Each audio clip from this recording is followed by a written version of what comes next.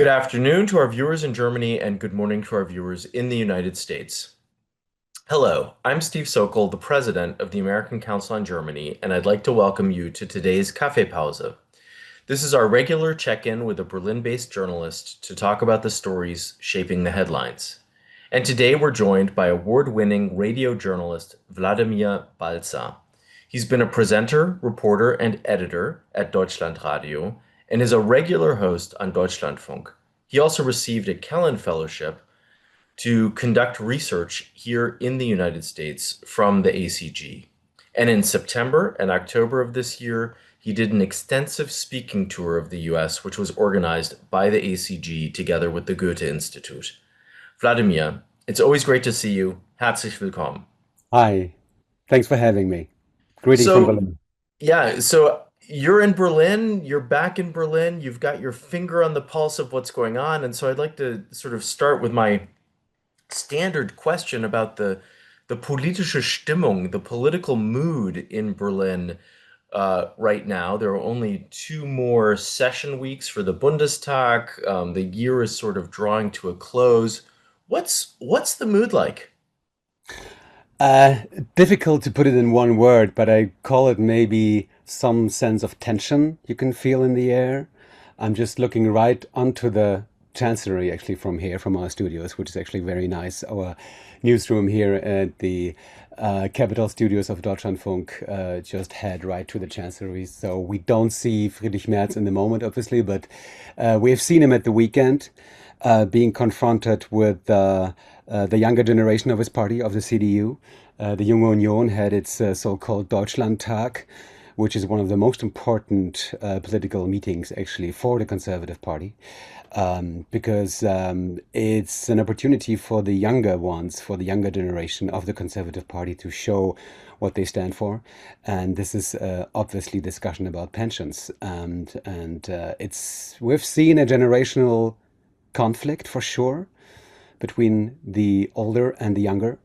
And suddenly you see a real kind of, I don't know, a real kind of issue, a real issue, like a substantial issue, and maybe something to see a confrontation between the CDU and the SPD when it comes to the to policies towards pension, how to pay for many more elder people and less younger people, which is a phenomenon which we see anywhere in the Western world. And this could be definitely one of the marker points for this still very young coalition. So this is what actually is one of the leading subjects in the moment in Berlin. I mean, I would certainly like to come back to the pension story and the pension issue in just a moment because I think that is worth unpacking a little bit further. I did see a study that just came out from Forza that 6 months into governing, it's sort of a low point in public opinion when it comes to satisfaction with the work of Chancellor Friedrich Merz. Only 25% say that they are satisfied with what he's doing, and 72% say that they're not satisfied. And so you see a drastic sort of shift. The numbers have been going down in terms of satisfaction and going up in terms of dissatisfaction. But this is the highest level of dissatisfaction and the lowest level of satisfaction we've seen since he came to office. The thing is about Friedrich Merz, I think many see him still as a kind of, I mean, he's the chancellor of Germany, obviously, but many see him still not really experienced enough in his job when it comes to political management. These there's a whole list of occasions where you can see that actually.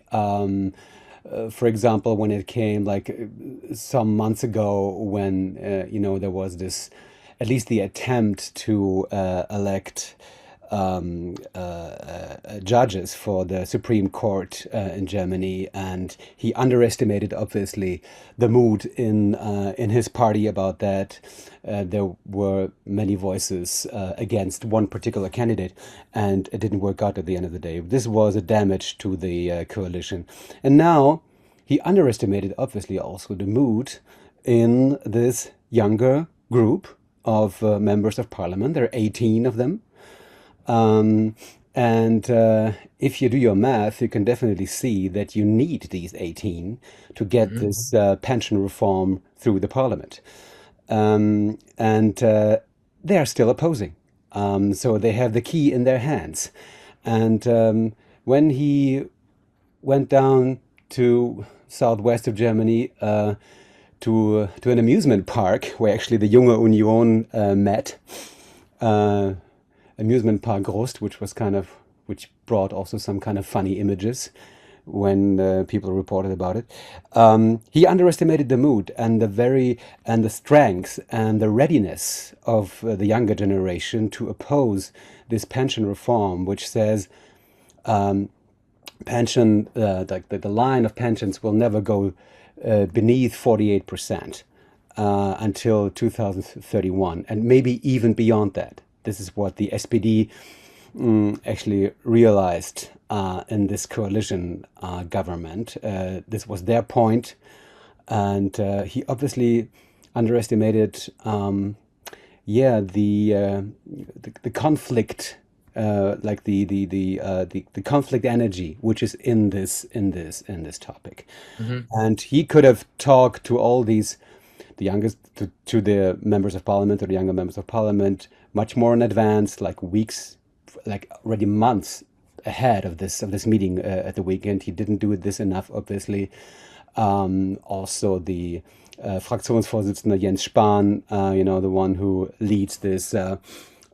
this part of the parliament, is the Unionsfraktion, also wasn't obviously up to the task to really bring these younger members of parliament, to the point, that they would support this pension reform, and this is definitely, he's into his tenure now. I think it's almost 200 days, and he still hasn't got this competence, kind of management competence you need, to bring all these different kind of streams together inside the party and inside the coalition.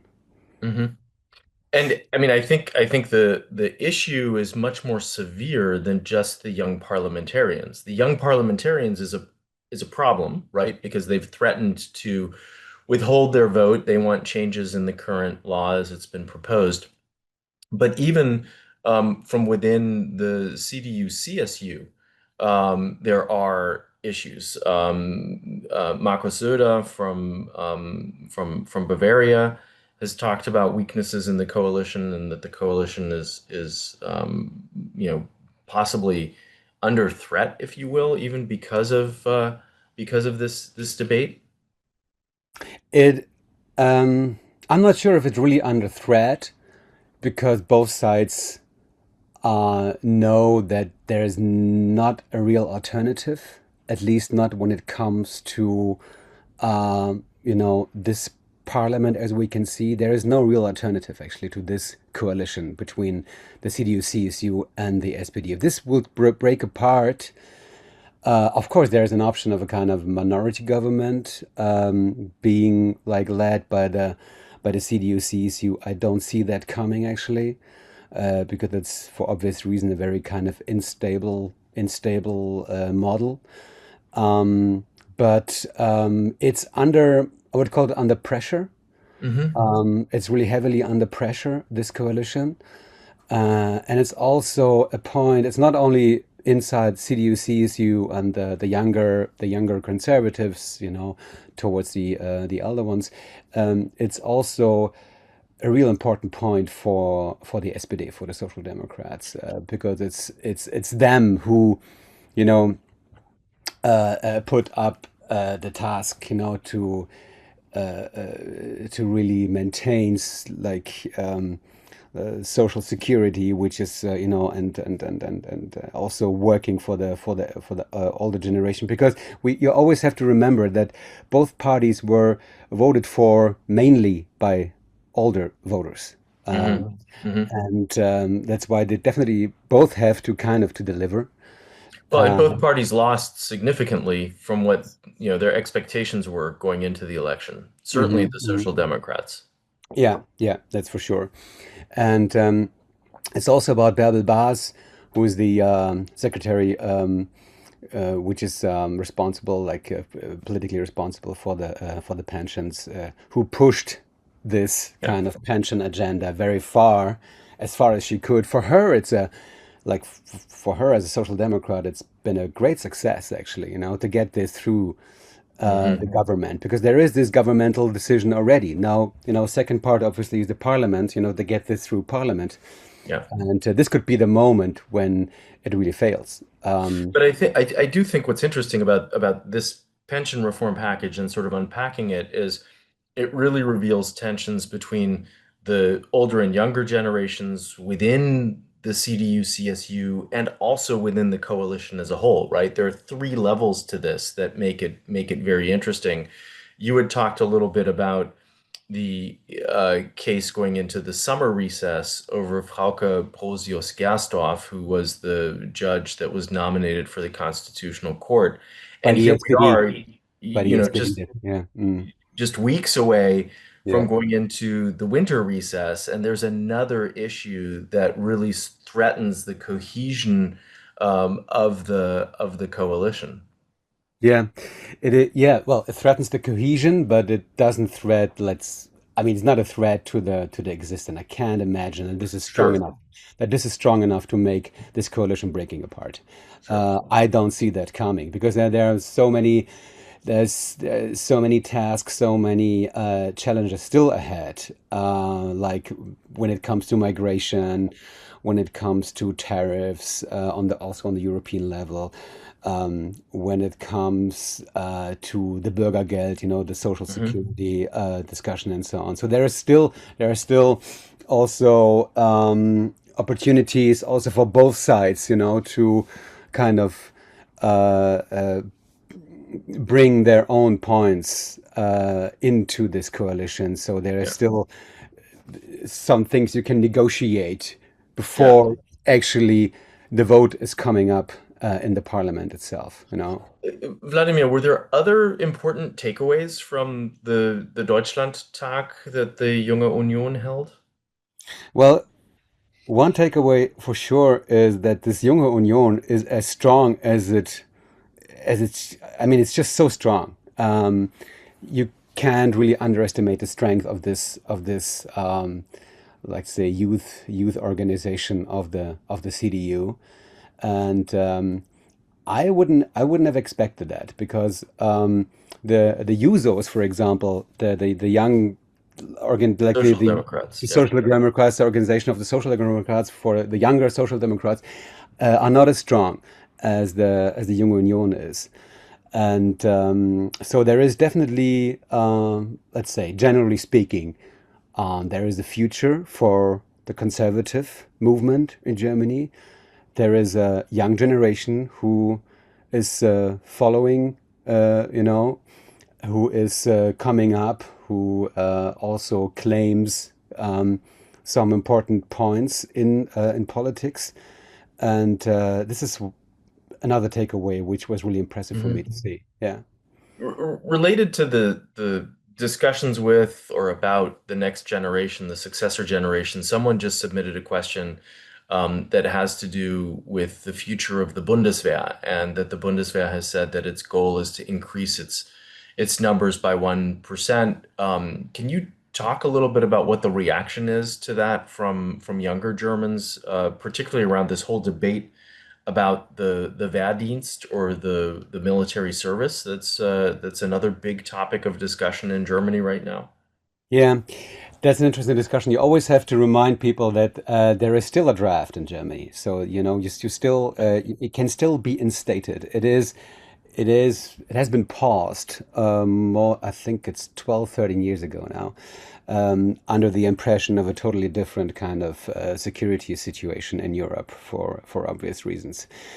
Things have changed. I don't have to remind you about the situation in Europe now, the war, Russia again in Ukraine, and also the threats coming out of Russia towards NATO, also towards Germany, and it's a whole different story. You see the U.S. kind of, you know, not being the security shield anymore, which it was, you know, for decades.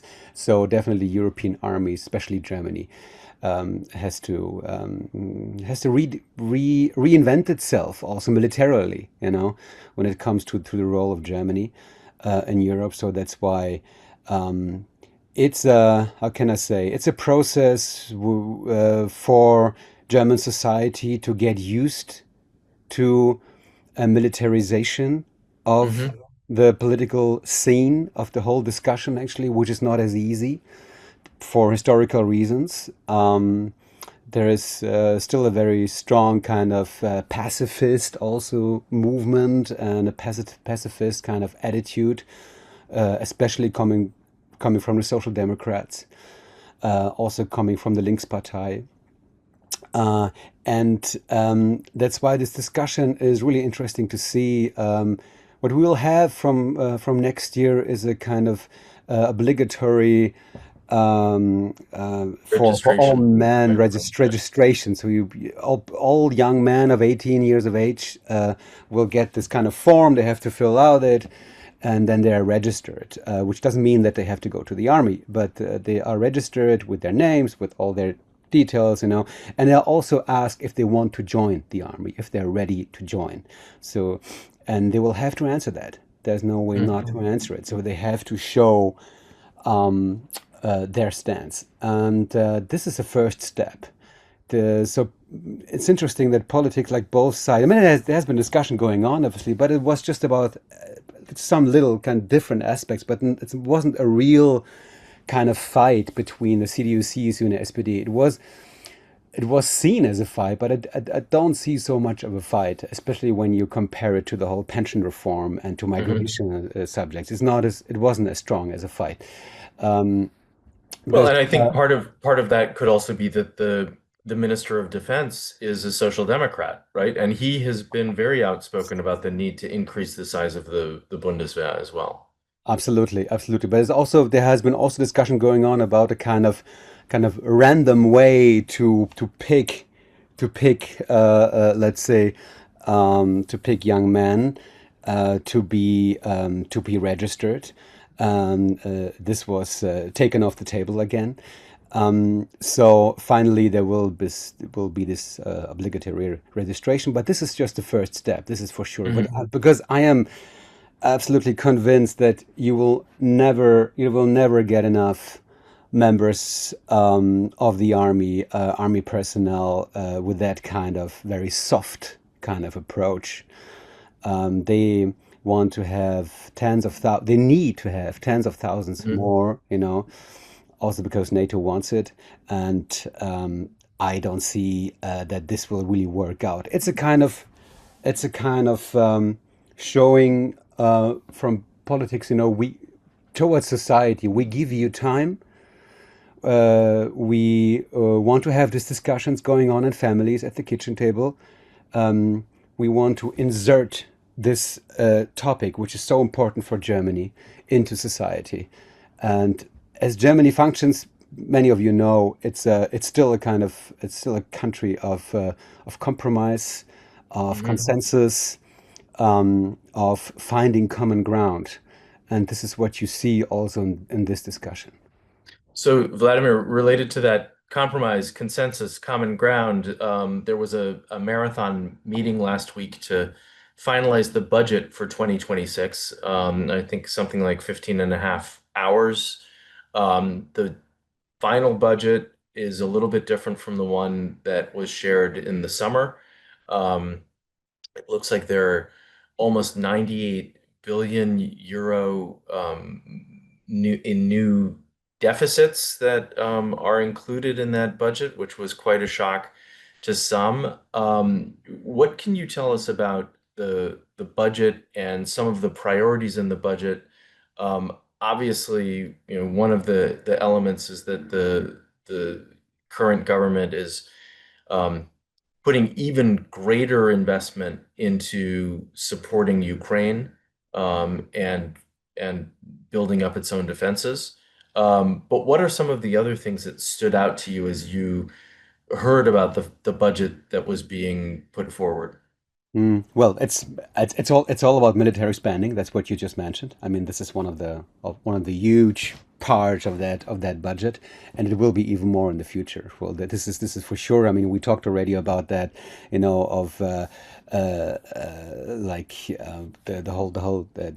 the debt break, the debt Hmm. ceiling, which was taken off this year, and about the like tens of billions which will be spent for infrastructure, but also for military. So there is a totally different approach to budget discipline than there has been in all the years actually after the Second World War. So this is already a change, which you can see also in that budget. Another thing is definitely also the spending for all these social issues, which is also about pensions again. I have to remind people that this pension system in Germany is, I mean, pensions like the public pensions are paid by the workforce. So it's all, you have this a part of your income, goes into the public pension system, and this is not enough for obvious reasons, as I already told you. And um, uh, the money which needs to be transferred from the general budget to actually keep this state pension system working Hmm. um, is now reaching 125 billion euros Yeah. per year, and this shows how this whole pension system there should be actually non-euro. There should be 0 euros actually coming from the regular budget into the Hmm. pension system, and this shows already how this just doesn't really work Hmm. and how this needs to be changed. And this is growing and growing every year, and that's a huge burden. That's a huge burden, Yeah. and So yeah. undoubtedly, in future conversations that we have in future Kaffeepausen, we'll come back to the budget and the financing. But of course, one of the people who was integral to these discussions is the German Vice Chancellor, who also serves as Finance Minister, Lars Klingbeil. And he's actually not in Germany at the moment. He just left for China. He's participating in the German-Chinese finance dialogue, which I guess has been around for about 10 years since 2015. But what's notable is that he is the first representative from this not so new government to go to China. Friedrich Merz has not been there yet. The German foreign minister, Johann Wadefuhl, was supposed to go, but his trip ended up being postponed. Can you tell us anything about this trip by Klingbeil to China and what some of the expectations are? Well, there's so many topics. I mean, it's really interesting. As you already mentioned, Merz hasn't been there yet, which is amazing. When it comes to the uh, the importance of German Chinese, especially when it comes to economical kind of ties between these two countries.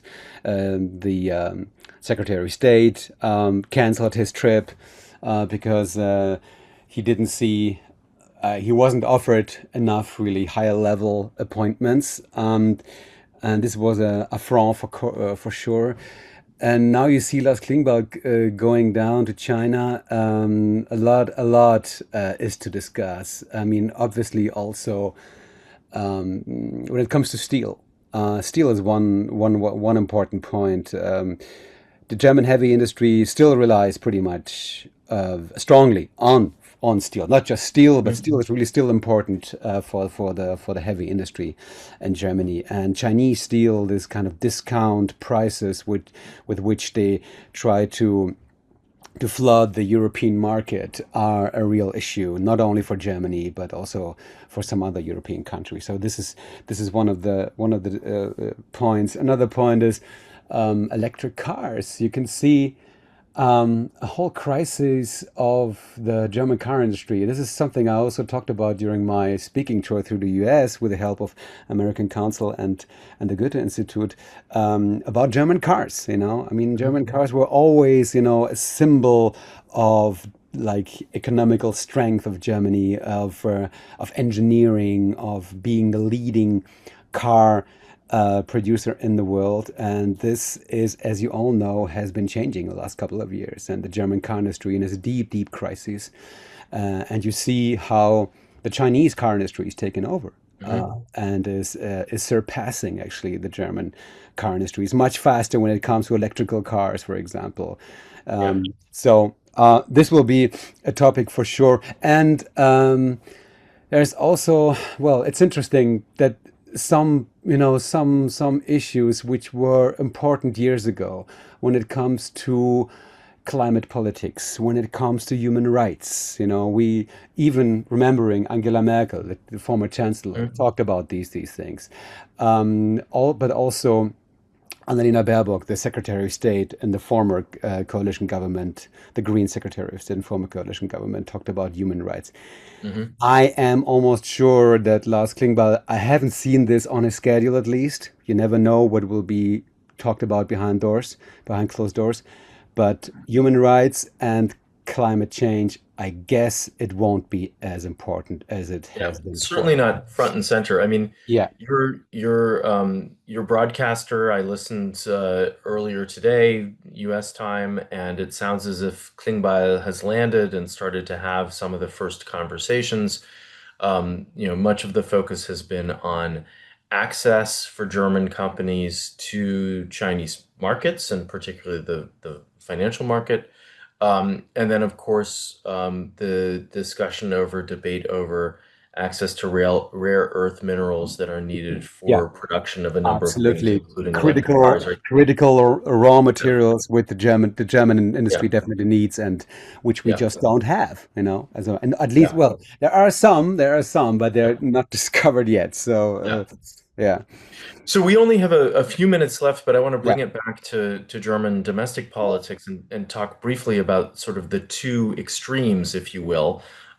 There was news late last week that Sarah Wagenknecht, the sort of longtime leader of hard left politics in Germany, is stepping down as the co-leader of a party that she founded last year that bears her name, the Bündnis Sarah Wagenknecht, or Sarah Wagenknecht Alliance. That party did not make it across the 5% hurdle to be represented in the German Bundestag. Um, any thoughts on why she's sort of pulling back and has decided not to run for re-election as the leader of the party, and what this might mean for the future of the party? good question. I mean, there's still, I mean, the thing is, the BSW, the Bündnis Sarah Wagenknecht, uh, didn't get into the parliament on a very thin margin. We are talking about a couple of thousands votes, which prevented them from, taking like stepping over this 5% kind of minimum percentage which you need to get into the German parliament. It's 4.9 something. It didn't work out in front of the Supreme Court, but now they try. They are still hoping for this parliamentary commission, and we still don't know. I mean, there still can happen that this commission would decide, to recount and to see. Okay, this margin is so small that there may be, at least the chance of mistakes. So Mhm. that's why we don't know. I don't think this will happen, but it still can happen. Um, I think this was a huge setback for her, seeing that she wouldn't be part of this new parliament. She definitely hoped for. Um, and the BSW is a very special kind of party. have a very kind of selected way of a membership, so it's not as easy, to get to become a Hmm. member of that party. It's not kind of it's not an open space where you can just get into the party as easy. They have a very kind of restrictive way for new members, and you see that they were so much orientated on her as a person, that they didn't find their own kind of DNA. They didn't find their Hmm. own kind of idea. It's a very young party, so you don't know. Maybe there are still members. Well, this party is also part of some local governments, regional governments in Bundesländer. So you don't know if it could definitely be that they're on a kind of regional level. They still remain and Hmm. still can do something, but on the federal level, also when it comes to the strength of the Linkspartei, which was the former party of Sarah Wagenknecht, um, I'm not sure if the BSW has a chance to get back on the federal level. Yeah. Yeah, I mean, I guess that's certainly going to be worth watching, also with a view to the state elections next year and how the BSW fares with that, whether it even changes its name, Mhm. and what happens next. So the last topic I wanted to bring up with you has to do with some reporting that I saw over the weekend. There was an interview in Welt with a member of the U.S. House of Representatives, Anna Luna, who said that there would be a group of AfD politicians who are planning to travel to Washington in December. Sounds like it's quite a big group, dozens of them. Granted, the spokesperson for the AfD has not confirmed or denied whether the AfD politicians will in fact travel to the US next month. But what has been the reaction to this in Berlin? Supposedly, this is an invitation by um, a group of House Republicans to the AfD, and I'm curious how that has sort of played out in circles in Berlin, whether it's being closely watched or not.